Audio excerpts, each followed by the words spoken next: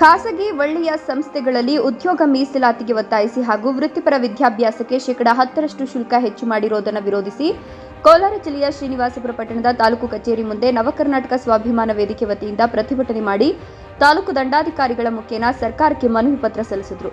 ಇದೇ ಸಂದರ್ಭದಲ್ಲಿ ನವಕರ್ನಾಟಕ ಸ್ವಾಭಿಮಾನಿ ವೇದಿಕೆ ರಾಜ್ಯ ಪ್ರಧಾನ ಕಾರ್ಯದರ್ಶಿಗಳಾದ ಸಾದಿಕ್ ಅಹಮದ್ ಮಾತನಾಡಿ, ಖಾಸಗಿ ವಲಯದ ಸಂಸ್ಥೆಗಳಲ್ಲಿ ಉದ್ಯೋಗ ಮೀಸಲಾತಿ ನೀಡುವ ಬಗ್ಗೆ ಅಧಿವೇಶನದಲ್ಲಿ ಅಂಗೀಕಾರ ಮಾಡಿದ ಸರ್ಕಾರ ಕೇವಲ 12 ಗಂಟೆಗಳಲ್ಲಿ ಕನ್ನಡ ವಿರೋಧಿ ಉದ್ಯಮಗಳ ಒತ್ತಡ ಮತ್ತು ಕೈಗಾರಿಕೆಗಳನ್ನು ಬೇರೆ ರಾಜ್ಯಕ್ಕೆ ಸ್ಥಳಾಂತರವಾಗುವ ಒತ್ತಡ ಹೇರಿರುವ ಕಾರಣದಿಂದ ವಿಧೇಯಕವನ್ನು ವಾಪಸ್ ಪಡೆಯುವಂತೆ ಮಾಡಿ ಅಡಕತ್ತರಿಯಂತೆ ಸರ್ಕಾರ ಇಟ್ಟಿದೆ. ಯಾವುದೇ ಒತ್ತಡಕ್ಕೆ ಮಣಿಯದೆ ಆದೇಶವನ್ನು ಅಧಿವೇಶನದಲ್ಲಿ ಅಂಗೀಕರಿಸಿ ಕನ್ನಡಿಗರಿಗೆ ಉದ್ಯೋಗ ಮೀಸಲಾತಿ ಕಲ್ಪಿಸಿಕೊಡಬೇಕು. ನಿರುದ್ಯೋಗವನ್ನು ಶಮನ ಮಾಡಲು ಪ್ರಯತ್ನಿಸಬೇಕು.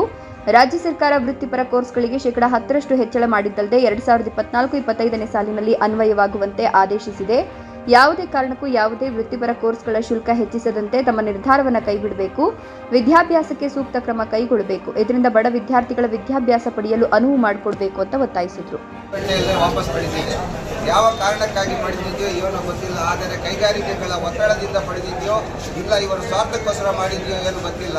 ಈ ಕೈಗಾರಿಕೆಗಳಲ್ಲಿ 80% ಮೀಸಲಾತಿಯನ್ನು ಕನ್ನಡಿಗರಿಗೆ ಒದಗಿಸದೆ ಆದಲ್ಲಿ ಕನ್ನಡಿಗರಿಗೆ ನಿರುದ್ಯೋಗ ನಿರ್ಮೂಲನೆ ಆಗುತ್ತದೆ ಅಂತ ನಾನು ಹೇಳುತ್ತೇನೆ. ಅದೇ ರೀತಿಯಲ್ಲಿ ಶೇಕಡಾ 10% ಶುಲ್ಕವನ್ನು ಏರಿಕೆ ಮಾಡಿರುವ ಸರ್ಕಾರ ವೃತ್ತಿಪರ ಕೋರ್ಸ್ ಇವಾಗ ನಾನು ಆವಾಗಲೇ ಹೇಳಿದೆ, ವೃತ್ತಿಪರ ಕೋರ್ಸ್ಗಳಿಗಾಗಲಿ ಮತ್ತು ಬೇರೆ ಖಾಸಗಿ ಶಾಲೆಗಳಲ್ಲಾಗಲಿ ವಿದ್ಯಾಭ್ಯಾಸವೆನ್ನುವುದು ಒಂದು ವ್ಯಾಪಾರೀಕರಣವಾಗಿದೆ. ಆ ವ್ಯಾಪಾರೀಕರಣ ತಡೆಗಟ್ಟಬೇಕಾದರೆ ಸರ್ಕಾರ ಮುಂದೆ ಬರಬೇಕು. ಇವಾಗ ಏನು ಮಕ್ಕಳಿಗೆ ಬಿಸಿ ಊಟ ಇದೊಂದು ಮತ್ತೊಂದು ಕೊಡ್ತದೆ, ಅದೆಲ್ಲ 10ನೇ ತರಗತಿಗೆ ತನಕ ಇದೆ.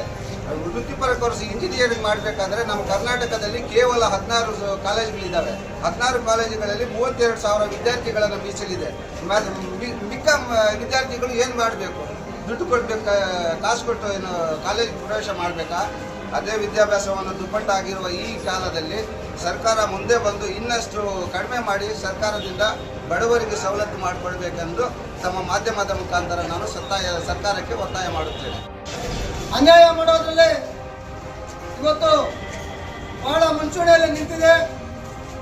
ಯಾಕಂದ್ರೆ ಈಗಾಗಲೇ ನಮ್ಮ ರಾಜ್ಯದಲ್ಲಿ ವೃತ್ತಿಪರ ಕೋರ್ಸ್ಗಳಲ್ಲಿ ಇರ್ತಕ್ಕಂಥ ಇಂಜಿನಿಯರಿಂಗ್ ವಿಭಾಗ ಆಗ್ಬೋದು ಅಥವಾ ಇತರೆ ವಿಭಾಗ ಆಗ್ಬೋದು, ಇವುಗಳ ಒಂದು ಶುಲ್ಕವನ್ನು ಬಹಳ ಹೆಚ್ಚು ಮಾಡಿ ನಮ್ಮ ಕರ್ನಾಟಕದಲ್ಲಿ ನಮ್ಮ ಒಂದು ವಿದ್ಯಾರ್ಥಿಗಳಿಗೆ ತೀವ್ರವಾಗಿ ಅನ್ಯಾಯ ಮಾಡ್ತಾ ಇದೆ.